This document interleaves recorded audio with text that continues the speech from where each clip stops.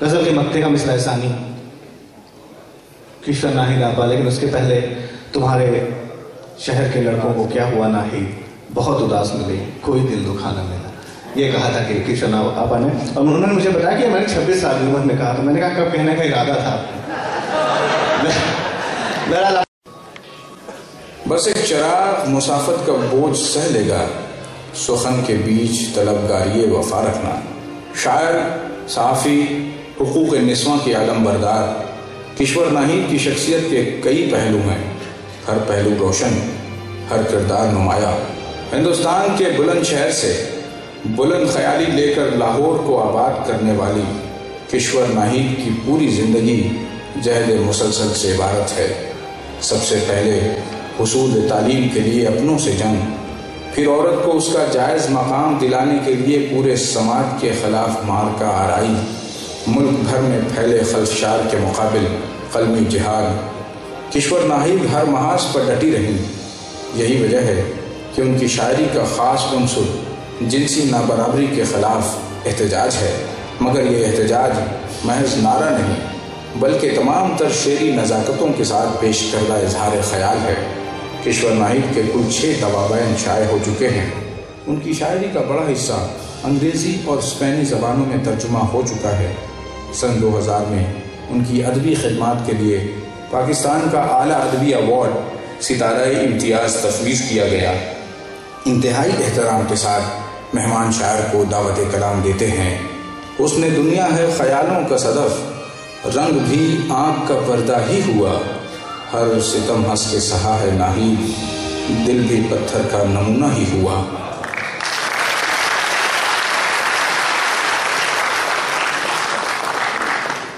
خادم و حضرات، آج کی شام کو مشاعرے کا نام دیا ہے، لیکن میں اس کو مشاعرے کا نام نہیں دیتی. یہ یوم مئی ہے اور یہ قلم مزدوروں کا اجتماع ہے.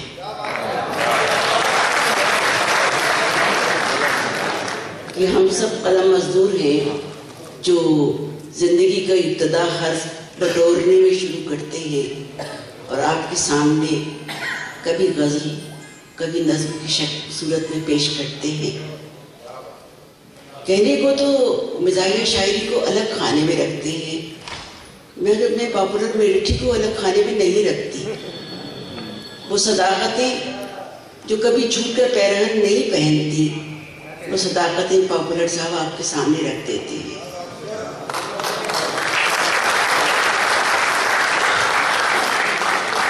مجھے میرے بارے میں کہا گیا کہ تانیثیت کی بات کرتی ہوں.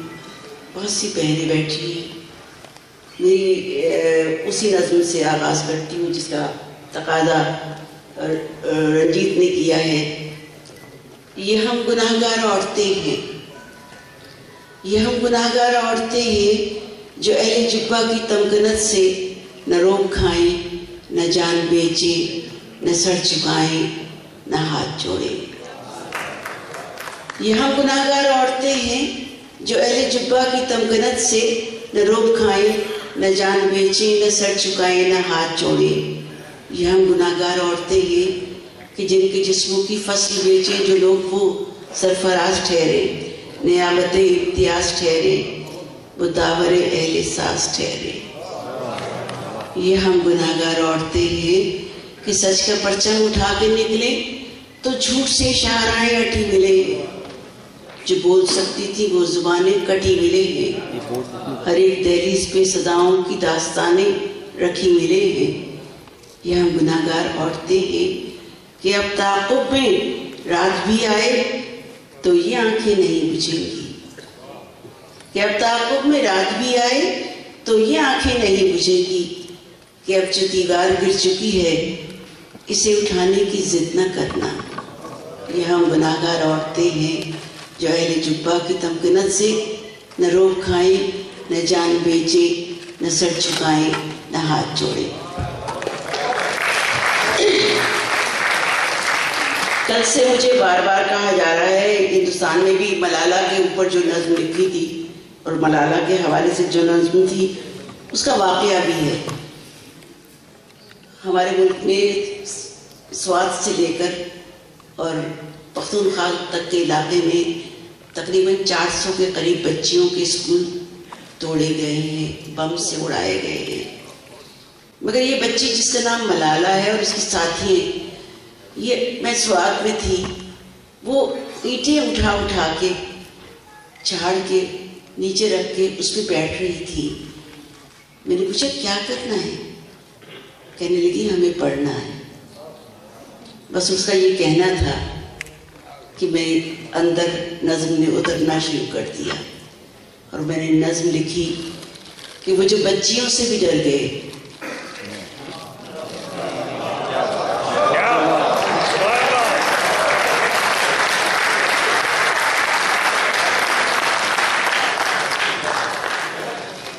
وہ جو بچیوں سے بھی ڈر گئے، وہ جو علم سے بھی گریز پا کرے ذکر رب کریم کا، وہ جو حکم دیتا ہے علم کا کرے اس کے حکم سے ماورا یہ منادیاں.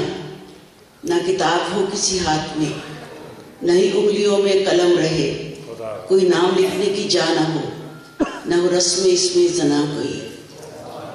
وہ جو بچیوں سے بھی ڈر گئے کریں شہر شہر منادیاں کہ ہر ایک قد حیا نما کو نقاب دو، کہ ہر ایک دل کے سوال کو یہ جواب دو. نہیں چاہیے کہ یہ بچیاں اڑے طائروں کی طرح بلند، نہیں چاہیے کہ یہ بچیاں کئی مدرسوں کئی دفتروں کا بھی رخ کرے. کوئی شعلہ رو کوئی باصفہ ہے، کوئی تو سین حرم ہی جس کا مقام ہے. یہی حکم ہے، یہ کلام ہے.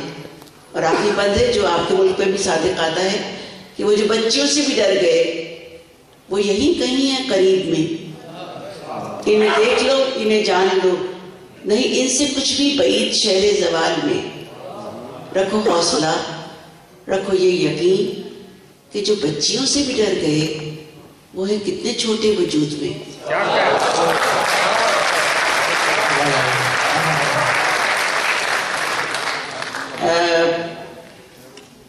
میں غزل کے چند شعر آپ کے سامنے پیش کرتی ہوں، کیونکہ نظم یا پھر ایک نظم اور جو کہ خلاصے کے طور پر آخر میں ہی آ جائے گی. اس کا نام ہے کھیل سرائے. تم سوامی رام بنے میرے، تم مجنوں قیس بنے میرے. تم سوامی رام بنے میرے، تم مجنوں قیس بنے میرے.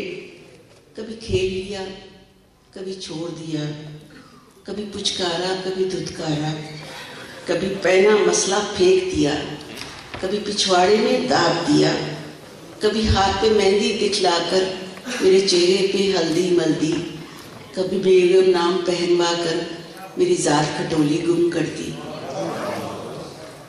تم سوامی مجنوں پل بھر کے تم یاد کرو، تم سوامی مجنوں یاد کرو جب سہرا سہرا دوڑا یار.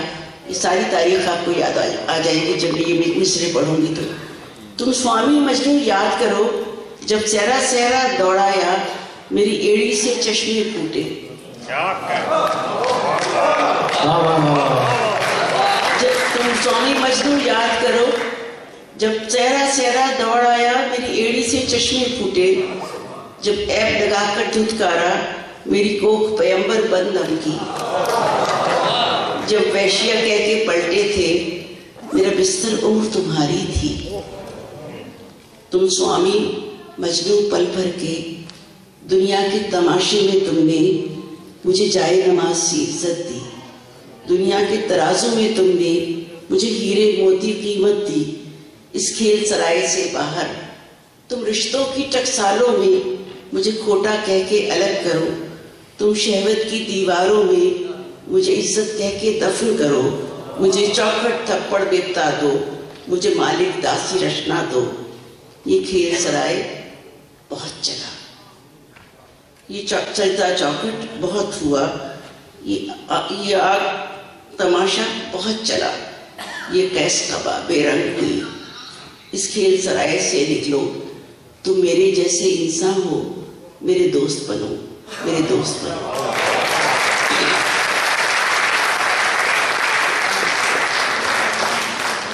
یہ شاندار پوئٹری فیسٹیول آرگنائز کیا جشن ادب نے. جشن ادب کا یہ سیکنڈ انٹرنیشنل پوئٹری فیسٹیول تھا. جشن ادب پوئٹری اور لٹریچر کو پروموٹ کرنے میں اپنا اہم رول ادا کر رہی ہے۔ ہم شکریہ ادا کرتے ہیں جناب اعجاز پاپولر مریٹھی صاحب کا، جو ہندوستان کے مشہور اور معروف شاعر ہیں، جن کی طنز مزاح میں الگ پہچان ہے۔ وہ جشن ادب کے صدر بھی ہیں۔ انہوں نے بھی اس مشاعرے کو کامیاب بنانے میں اپنا اہم رول ادا کیا۔ اس پوئٹری فیسٹیول کا لائیو ٹیلی کاسٹ سوشل اپلیکیشن راکی ٹاک پر کیا گیا۔ ہم شکریہ ادا کرتے ہیں ممبئی کے ایڈیشنل کمشنر جناب قیصر خالد صاحب کا، جو جشن ادب کے وائس پریزیڈنٹ ہیں، ساتھ ہی ایک خوبصورت شاعر ہیں۔ اس مشاعرے کو کامیابی کی بلندیوں تک لے کے جانے میں انہوں نے اپنا اہم رول ادا کیا۔ ہم شکریہ ادا کرتے ہیں جشن ادب کے جنرل سیکرٹری جناب کنور رنجیت سنگھ چوہان صاحب کا۔ کنور رنجیت سنگھ چوہان ایک IT پروفیشنل کے ساتھ ایک خوبصورت شاعر بھی ہیں۔ کنور رنجیت سنگھ چوہان نے اپنی نظامت سے اس پوئٹری فیسٹیول میں 4 چاند لگائے۔ ساتھ ہی اس پوئٹری فیسٹیول میں شرکت کرنے والے ہندوستان اور ہندوستان کے باہر کے شاعروں کو ایک منچ پر لانے میں اپنا اہم رول ادا کیا۔